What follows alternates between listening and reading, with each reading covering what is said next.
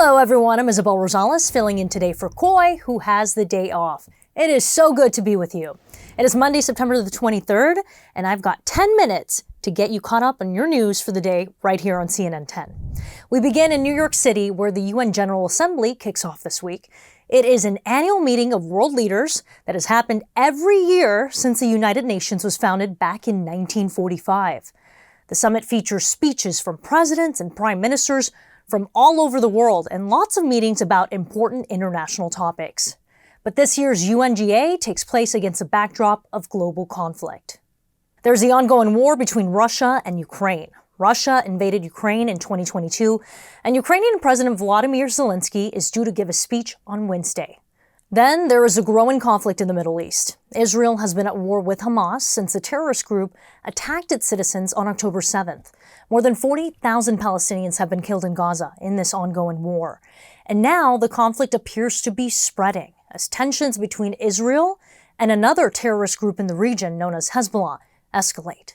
Israeli Prime Minister Benjamin Netanyahu has already delayed his trip to New York for the United Nations General Assembly because of what's happening there. Hezbollah has one of the most powerful paramilitary forces in the Middle East, and its main base sits on the Israel-Lebanon border. There have been some skirmishes between Israel and Hezbollah since October the 7th, but in the last week they have traded their most intense fire. It ramped up after a suspected secret operation by Israel to blow up wireless devices belonging to members of Hezbollah. The Israeli government has not acknowledged that. But Hezbollah retaliated, firing scores of rockets and missiles over the weekend into Israel. Most of those were intercepted, but some fell, causing damage. Israel also carried out hundreds of strikes inside Lebanon, and what the military said was preemptive action against a planned Hezbollah attack. Because of this intensifying situation, the U.S. State Department is warning Americans not to travel to Lebanon and says they should leave if they're already there. Next up, we head to South America, where the continent is setting records for the number of wildfires seen in a year. From Brazil's Amazon rainforest to Peru's croplands, officials there are doing what they can to fight the flames as climate conditions become more severe. CNN's Gustavo Valdez reports. The Amazon region is on fire. Flames engulf large swaths of land, mainly in Brazil and Peru, overwhelming responders and polluting the air in many countries struggling to contain the blaze.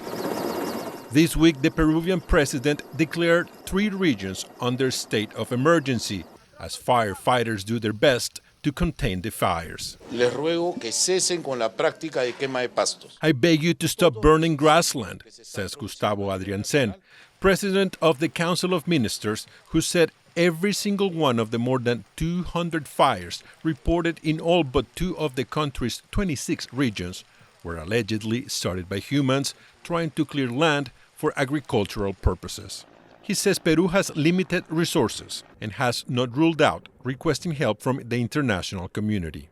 So far, at least 16 people have died because of the fires, according to the government.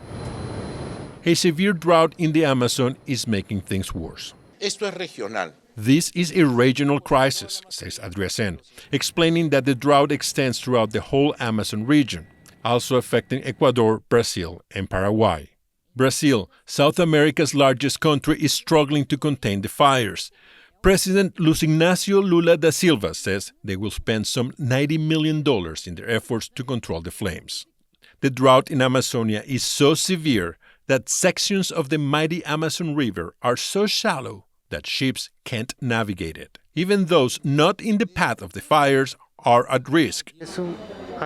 Dr. Aldo Villavicencio says the air quality over much of Bolivia is too dangerous. The government there has encouraged schools to go back to virtual learning to avoid exposure to toxic air. Almost 60 active fires were reported in Bolivia in 1 week. More than 3,000 firefighters are deployed on the ground, while planes dump water from the air to assist in their efforts. September is typically the rainy season in the region, but this year, experts doubt it will be enough to stop the fires. It is time for 10-second trivia. The hatchlings of what animal have only a 1 in 1,000 survival rate in the wild? Is it penguins, alligators, sea turtles, or ostrich? The right answer here is sea turtles.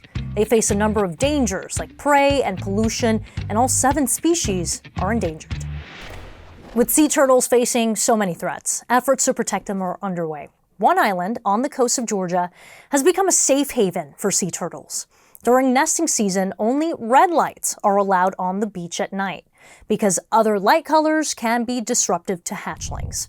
CNN's Elisa Rafa gives us a look at the most robust sea turtle conservation effort in the country. A trek from sand to sea. Someone got stuck in a footprint, but he made it out. Leaving behind their own tracks as they follow the glow of the moonlight. We don't want to use any other type of white light that could disorient them or confuse them. The red lights guide experts on nighttime patrols as they check on nests. All these little markings, these are all crabs. And other signs in the sand.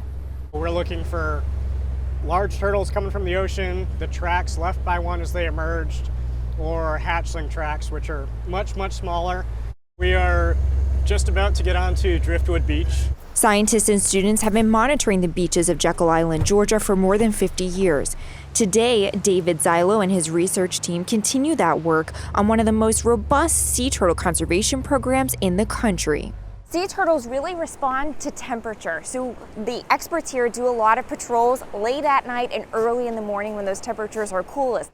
More intense storms and higher seas could flood these nests more often, eroding habitats moms need to lay these eggs. Let's get back down in there and confirm that we have eggs. And we do. Here is a loggerhead sea turtle egg. We're going to let them safely excavate. Now that we know exactly where that egg chamber is, we'll put a flag here, grab some management materials, and we're going to put this right center over this nest.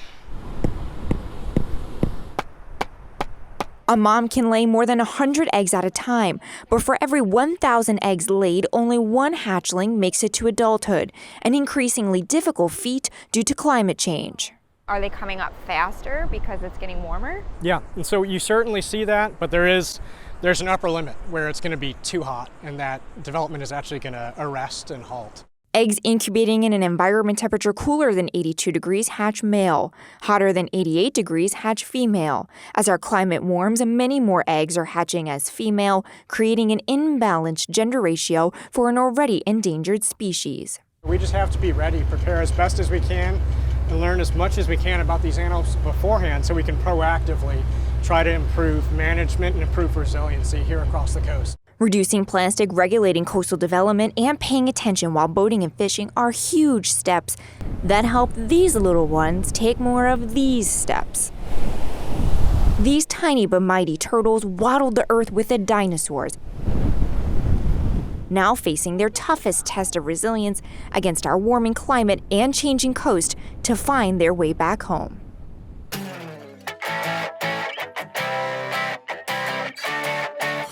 Today's story getting a 10 out of 10 is this unbelievable renovation. This farmhouse in Maine had to relocate some residents before construction started inside the home because of a massive colony of bees. The honeybees had apparently been living inside the wall for decades. It looks like there are a bazillion of them, but the actual number is around 40,000 bees. They were moved to a beehive box outside the farmhouse to keep on buzzing. I've got a feeling those little guys are going to love their new home. All right, superstars, it is the best part of our show. It's time to send a shout out to Mountain Lake Academy in Lake Placid, New York. We see you. That is our show for today. Thanks for letting me be your guest host to start off the week. Coy will be back here tomorrow. We are CNN 10.